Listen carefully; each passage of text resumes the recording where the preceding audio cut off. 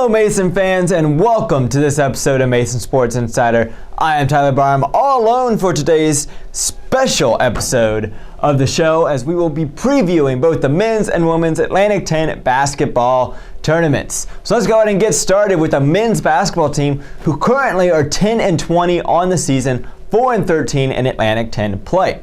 Since we last saw you, they beat VCU, a huge win over the Rams, actually affected their NCAA tournament hopes by the score of 76-69. Overall, great scoring and distribution from the team. Mason basically did everything right in that game. They shot the ball well, great free throws, assisted more than they turned the balls over, and they simply were the better team against the Rams last Wednesday night.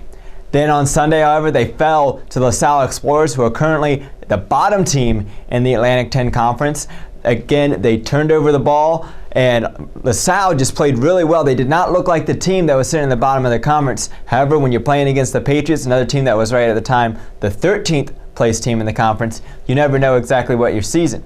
However, there was no real production from the bench other than Jalen Jenkins. Marquise Moore was held to 1 point on 0 from 9 shooting. Maybe some lingering effects from that ankle injury, which we will get to later in the George Washington game. Early on, George Washington led the game and was dominating for the most part at about a 15-point lead. Marquise Moore just tweaked his ankle once again, went off to the bench, and we will be unsure whether his status will remain this Saturday and also next weekend in the Atlantic 10 tournament. The team would go on to lose to the George Washington Colonials by the score of 74-52. They had no pressure on the ball defensively, and really the entire game George Washington just hit all their shots, and basically that pressure led to it. The help defense that Mason's been implementing this season has worked really well. However, for the last about 10 seconds of that shot clock, one guy gets left open, and George Washington made that pay against the George Mason Patriots. Something else I want to notice though is transition. Mason needs to get out and transition more. You saw that in George Washington game. In fact, you saw it when all 5 freshmen were in. That included Otis Livingston Sr., Jair Greer, DeAndre Abram, Cameron Morrell, and Danny Dixon. They actually were able to go out on transition against the 5 seniors of the Colonials and do quite well against that team.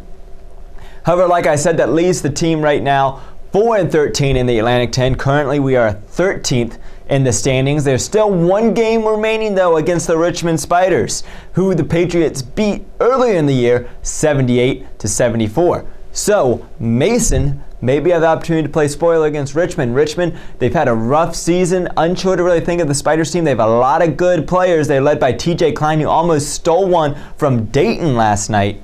And that, by the time you're watching this, that was Tuesday night, actually. So you don't really know what to expect from Richmond. Mason could go in and win it on senior night here at home at Eagle Bank Arena. Richmond, however, could pull away and maybe solidify their positioning in the Atlantic 10 tournament. Speaking of the Atlantic 10 tournament, let's go ahead and look at a preview of the tournament going forward. So right here, as you look at a projected bracket, again, this is all the games were simulated by myself. I picked who I thought would win. Sorry, Mason fans. Unfortunately, I picked Richmond basically for realistic reasoning. I think Richmond would beat George Mason here. Richmond's been on a roll. So if you look at it right now, the top 4 teams, Dayton, St. Joseph's, and VCU, they all end up in a tie along with St. Bonaventure. I have them at 14-4. Them 4 are going to be the top 4 seeds no matter what. That's not going to change. It all depends on their positioning. Some teams have 2 games left. Some teams have 1 game left. Those guys are going to be at the top. That's going to change. After that, though, it gets a little bit interesting. George Washington there at the 5 seed.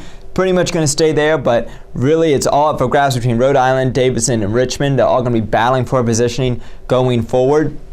And then, of course, there's a huge just all-out battle between Fordham, Duquesne, St. Louis, George Mason. You're also going to now have to throw in LaSalle into that mix for that win as well. LaSalle will play St. Louis, and that'll be a big matchup going forward. However, looking at this, Mason does have the opportunity to avoid getting in that play-in game. They can avoid and jump all the way up ahead to that 9th spot, which Fordham currently has. However, they need a lot of help to do so, and odds are it's not likely going to happen based off the teams that everyone will be playing. Mason first, they need to get the job done against Richmond. However, Mason, they want to be a 12 or a 13 seed in my opinion. They do not want to be the 11th or the 14th seed. That's a much tougher path in my opinion based off how everything is set up. Again, things can change. If St. Bonaventure isn't that 4th seed, I would much rather them be playing St. Bonaventure rather than VCU or St. Joseph's, and that eventually could be setting up a quarterfinal matchup. So now, potential teams that Mason will be playing. Of course, first one against St. Louis. That's I believe the most realistic game that Mason's going to be playing against, and that's going to be the one that they want because of the bottom 5 teams that they potentially could be playing against is the only team that they've gotten a win against. All the other wins have come against Richmond, Davidson, and then of course that big win over VCU. So St. Louis, George Mason may have a history. However, in my opinion, I don't really want the Patriots to be facing the Billikens. Billikens are historically known to being a good program. They have a strong coach, and near the end of the season they have been doing quite well, and they actually beat the league leading Dayton earlier in the year. Other teams that they can face off against: University of Massachusetts, LaSalle, Duquesne, and Fordham. Again, those are all potential 12-13 matchups or even 11-14 matchups. Really hard to predict going forward who it would be. Right now, I would bet, though, Mason will probably be playing St. Louis in that play-in game on Wednesday night. Another game to look out for, really the favorites of this tournament. Of course, you have to look at Dayton and VCU. Those two would be my top picks. St. Joseph's, they're trying to battle. I do not believe, though, that they have a complete team like the Flyers and like the Rams do. You might want to put them as a team to watch, but also another team I want to watch, St. Bonaventure and George Washington. Those two teams have been battling around the 4th or 5th seed all season long. They have some fantastic games, but they also have some games that they look really off on. Depending on how they show up in the quarterfinals and semis and even the finals, if one of them make there, that will be very interesting. That will be a huge 4v5 matchup setting up in the Atlantic 10 quarterfinals. Some dark horses to watch for. I was talking about Richmond. Richmond, again, they're a team that should be better than what they are. They're a team that a lot of people thought going in could make the NCAA tournament. Haven't been the case for the Spiders. However, if things set up well, they look right now, they have a game against Fordham. In that Thursday game, in the pre-quarters, if you will, and then they have a matchup against Dayton. They've proven that they can test Dayton against those Flyers. Another team to watch out for, Davidson. As long as they have Jack Gibbs, they're going to be a favorite. They also the team that won the Atlantic 10 tournament last season, so you never know going forward who it could be. Those, in my opinion, are the 6 teams to watch out for. Mason, I believe they do have a great chance, no matter who they're playing, to win that playing game. I know that will please a lot of the Mason Nation. Even on the next game against, if they were to face George Washington, which is probably who they're going to face, probably going to face either George Washington or Rhode Island, depending on whether they get the 11th through 14th seed. Those two games are winnable games for the Patriots. They've proven that they can hang with the Colonials. Ignore what happened the other night on the George Washington Colonials senior night. Mason, though, they will come prepared in this tournament.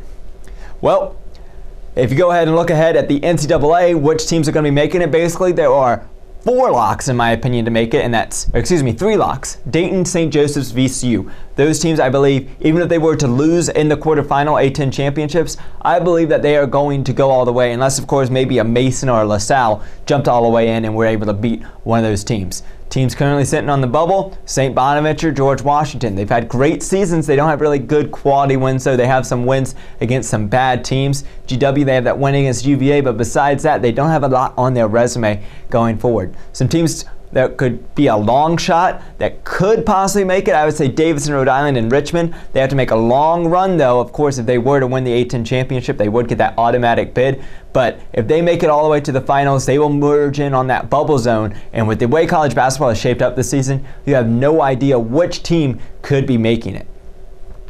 All right, let's move ahead now to the women's basketball team, who we do know their bracket, as they will kick that off on Thursday, or well, actually the tournament's starting on Wednesday today, and then it will kick off tomorrow against Dayton.